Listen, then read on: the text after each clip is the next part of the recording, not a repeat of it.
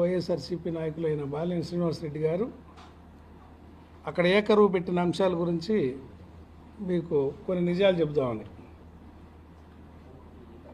బాలినేని శ్రీనివాసరెడ్డి గారికి అసలు వెంకటేశ్వర స్వామికి,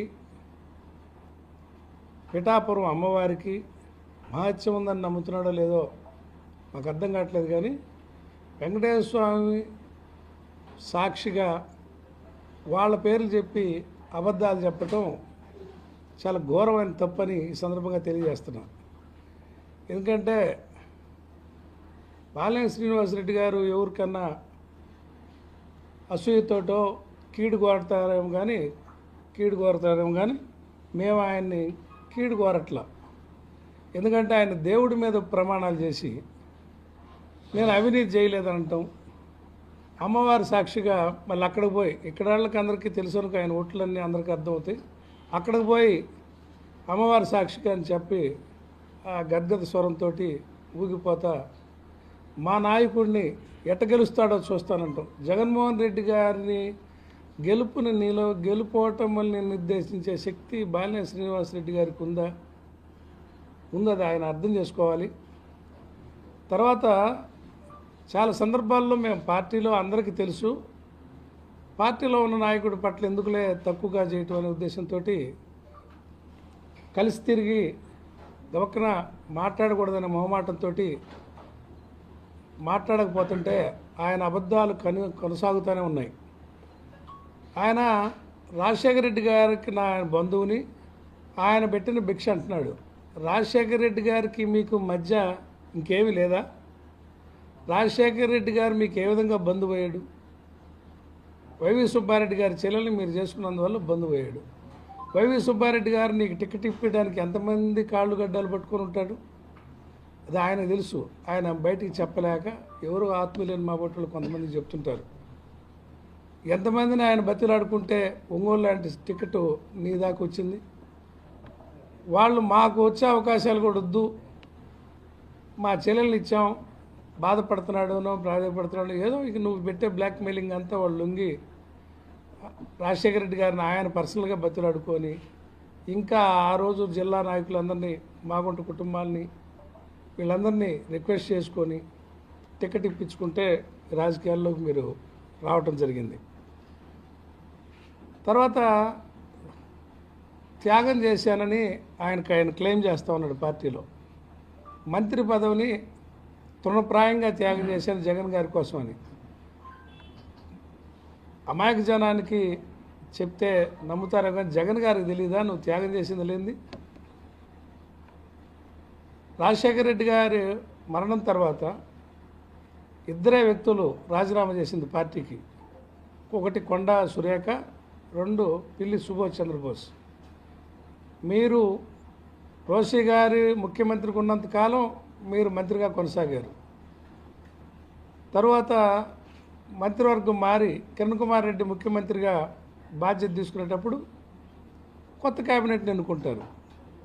ఆయన నీ సామర్థ్యం పట్ల నమ్మకం లేక నిన్ను క్యాబినెట్లోకి తీసుకోలే. 2 నెలలు నువ్వు వెయిట్ చేసావు మంత్రివర్గంలో స్థానం దొరుకుద్దేమోనని. ఓదార్పు యాత్రకు కూడా మీరు మొహం చాటేశారు.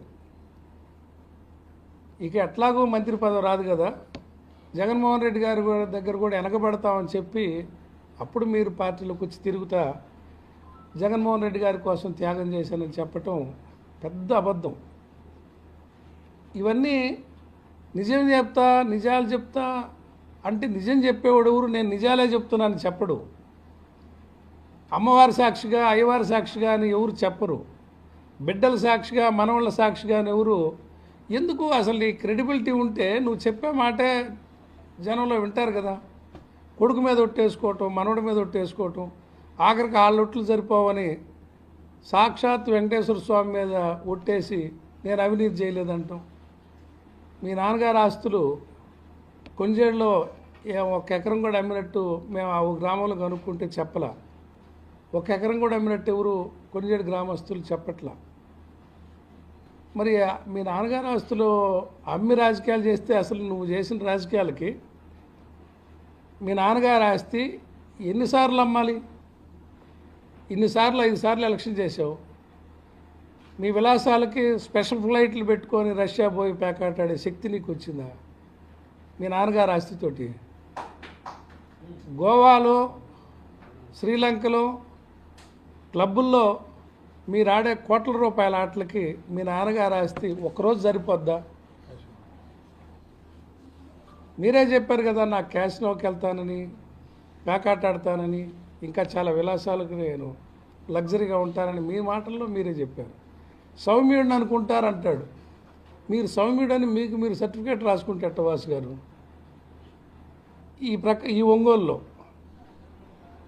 ఎవరి జోలికి రాని బ్రాహ్మణుల జోలికి, నోరులేని వయసుల జోలికి, వాళ్ళ ఆస్తుల జోలికి, వాళ్ళ మాన ప్రాణాల జోలికి వెళ్తేనే కదా వాళ్ళందరి శాపం తగిలి మీకు ఇవాళ ఈ పరిస్థితి వచ్చింది.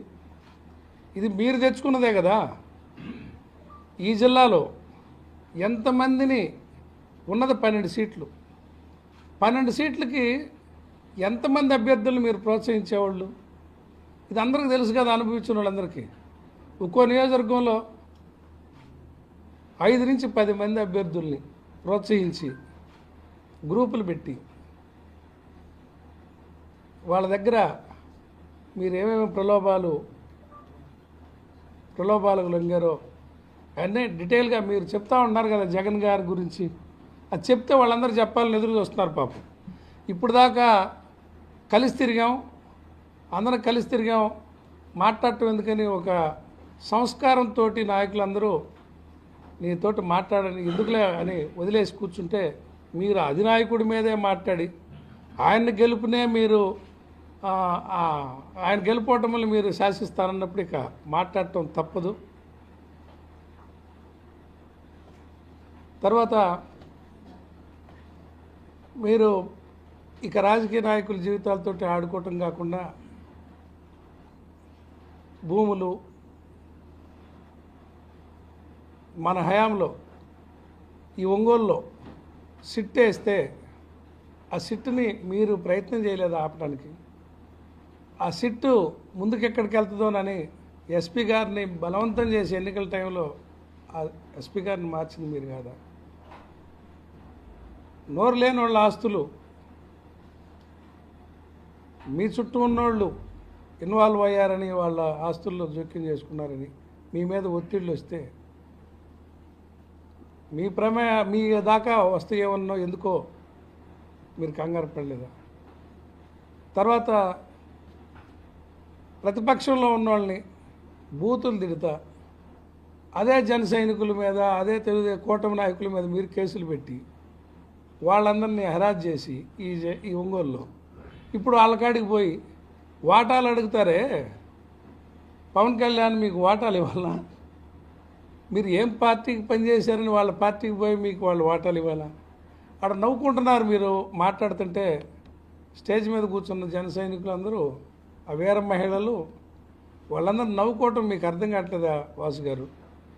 మీకు వయసు పెరుగుతుంది, మిమ్మల్ని అనాలన్నా మాకు సంస్కారం అడ్డం వస్తూ ఉంది. అందరం కలిసి తిరిగాం. ఈ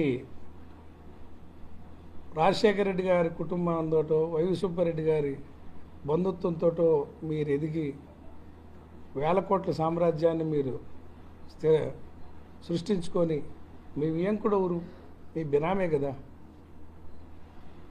మీరు 100 ఎకరాలు బినామీల పేరుతో గ్రానైట్ లీజులు, 100 ఎకరాలు క్వాడ్జి లీజులు, వేల కోట్ల సామ్రాజ్యం అందరికీ తెలుసు.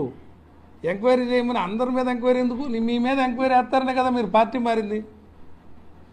మీ మీద ఎంక్వైరీ ప్రతిపక్ష నాయకుడు ఇప్పుడు నీ మీద ఇప్పుడున్న ఎమ్మెల్యే ఎంక్వైరీలు అడుగుతాడని కదా మీరు పార్టీ మారింది. మీరు మొదటి నుంచి కోర్టుగా తెలుగుదేశం పార్టీకి పనిచేస్తున్నారని దానికి ఉదాహరణ 2014-19 మధ్య ఎమ్మెల్యేలందరినీ తెలుగుదేశం వైపు మరల్చలేదా? అంటే 2 ప్రయోజనాలు దాంట్లో. పోతల రామారావు, గొట్టిపాటిరావు సీనియర్లకు ఉన్నారు కాబట్టి రేపు భవిష్యత్తులో ఏదన్నా జగన్మోహన్ రెడ్డి గారు వాళ్ళకి ఎక్కడ మంత్రి పదవులు ఇస్తాడోనని వాళ్ళను తొయ్యటం. 2 తెలుగుదేశం పార్టీ వాళ్ళకి నేను మీకు శత్రువుని కాదు, అని నమ్మబలుక్కోవటం. తర్వాత వైవి సుబ్బారెడ్డి గారిని ఒక బూచిగా చూపించి నాకు ఆయనతో గిట్టట్లేదు, పసుకట్లేదు, నేను బాధపడుతున్నాను అని. అసలు ఎన్నాళ్ళు ఈ డ్రామాలు? అధికారం ఉంటేనే మనిషా? పోయిన 5 ఏళ్లలో అపోజిషన్లో ఉన్నప్పుడు పోయిన తెలుగుదేశం ప్రభుత్వంలో 4 ఏళ్ళు మీరు అసలు రాలా. చివరి సంవత్సరం ఎన్నికలు వస్తాయి అనగా బాధ్యత అడిగి తీసుకొని 1 సంవత్సరం వచ్చి జగన్మోహన్ రెడ్డి గారి గాలిలో గెలిచారు. మళ్ళీ ఇప్పుడు ఓడిపోయింది, మళ్ళీ వెళ్ళిపోయారు ఏదో వంక పెట్టి.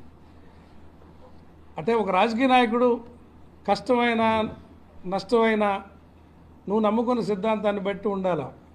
మీరు రాజకీయ నాయకులు కాదు కాబట్టి మీరు అధికారం ఉంటే చలాయించటం, అధికారం లేకపోతే